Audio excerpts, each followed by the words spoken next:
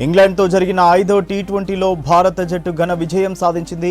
248 పరుగుల భారీ లక్ష్యాన్ని ఛేదించే క్రమంలో ఇంగ్లాండ్ చేతులెత్తేసింది. ఓపెనర్ సాల్ట్ 55 పరుగులు చేయగా మిగిలిన బ్యాటర్లు తక్కువ స్కోరులకే వెనుదిరిగారు.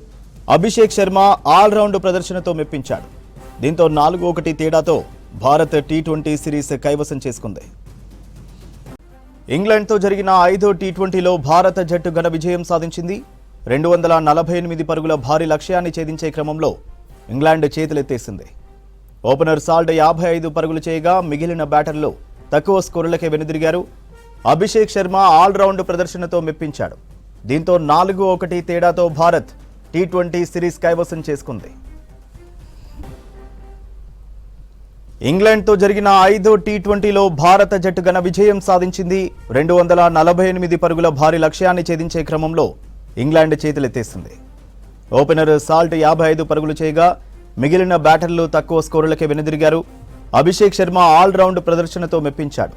దీంతో 4-1 తేడాతో భారత్ టీ20 సిరీస్ కైవసం చేసుకుంది.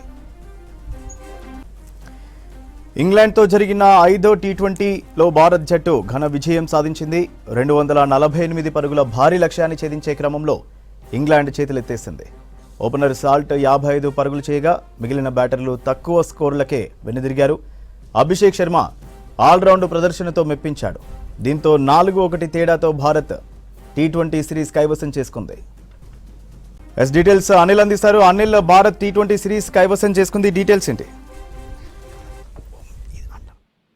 సూర్య, ముంబైలోని వెంకటేష్ స్టేడియం వేదికగా జరిగినటువంటి భారత్ ఇంగ్లాండ్ జట్ల మధ్య 5వ టీ20 మ్యాచ్ జరిగింది. ఈ మ్యాచ్ లో భారత్ ఇంగ్లాండ్ ను చిత్తుగా ఓడించిందని చెప్పొచ్చు. ఇటు బ్యాటింగ్, బౌలింగ్, ఫీల్డింగ్ లో అద్భుతమైనటువంటి ప్రదర్శన చేసినటువంటి ఇటు సూర్యకుమార్ సేన, అంటే సూర్యకుమార్ కెప్టెన్ గా వ్యవహరించినటువంటి ఇండియా టీం పైన ఏదైతే ఇంగ్లాండ్ పైన మాత్రం ఘన విజయం సాధించారని చెప్పొచ్చు. దీంతో 5 మ్యాచ్ల టీ20 సిరీస్ మాత్రం భారత్ గెలిచిందని చెప్పొచ్చు. ఇక ముఖ్యంగా ఇప్పటికే నిన్నటికే 3 సిరీస్లతో, అంటే 5 సిరీస్ లో 5 టీ20లో భాగంగా ఇప్పటికే మొన్నటికే 3 టీ20లో గెలిచినటువంటి భారత్ ఈ రోజు కూడా ఇప్పటికే 4 మ్యాచ్లు గెలిచి ఓన్లీ ఒకే మ్యాచ్ ఇంగ్లాండ్ గెలిచినటువంటి పరిస్థితి. ఇక ఇప్పటికే సిరీస్ కూడా కైవసం చేసుకుంది టీమిండియా.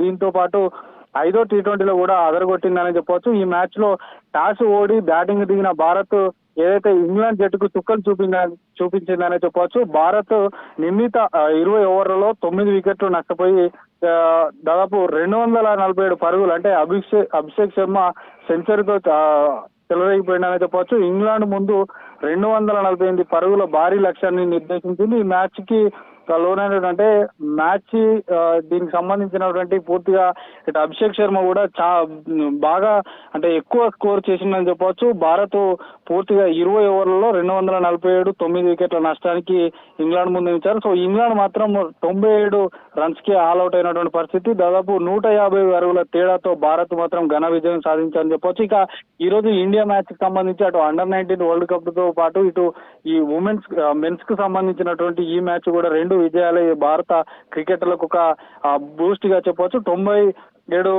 పరుగులకు కుప్పకూలినటువంటి ఇంగ్లాండ్ మాత్రం ఒక చేదు అనుభవం ఎదురైందని చెప్పొచ్చు. దాదాపు అభిషేక్ శర్మ కూడా 135 పరుగులు చేసి ఇటు బౌలింగ్ లోను కూడా 2 వికెట్లు తీసినటువంటి పరిస్థితి. సో మొత్తానికైతే ఈ రోజు జరిగినటువంటి ఈ ఇంగ్లాండ్ సంబంధించినటువంటి బ్యాటర్స్ మాత్రం ఎలాంటి పర్ఫార్మెన్స్ కనబరచలేదు. తర్వాత ఈ ఏదైతే 37 బంతుల్లో అద్భుతమైన సెంచరీ సాధించినటువంటి అభిషేక్ శర్మ కనుక ఒకసారి అబ్జర్వ్ చేసినట్టయితే 54 బంతుల్లో 7 4లు, 13 6లు, 135 పరుగులు అయితే సాధించాడు. ఇక ఇంగ్లాండ్ బౌలర్లో కార్సే 3, వుడ్ 2, ఆర్చర్ రషీద్ సంబంధించినటువంటి ఓవర్జన్ తలో వికెట్ తీశారు. సో మొత్తానికి ఈ రోజు జరిగినటువంటి ఈ టోర్నీలో మాత్రం అద్భుతమైనటువంటి ప్రదర్శన కేవలం అభిషేక్ శర్మకే దక్కిందని కూడా చెప్పొచ్చు. సో పూర్తి స్థాయిలో మాత్రం ఈ రోజు జరిగినటువంటి ఈ వెంకటేష్ స్టేడియం వేదికగా జరిగినటువంటి ఈ టీ20 మ్యాచ్ లో మాత్రం అభిషేక్ శర్మ ఫుల్ పర్ఫార్మెన్స్ సాధించడం చెప్పొచ్చు.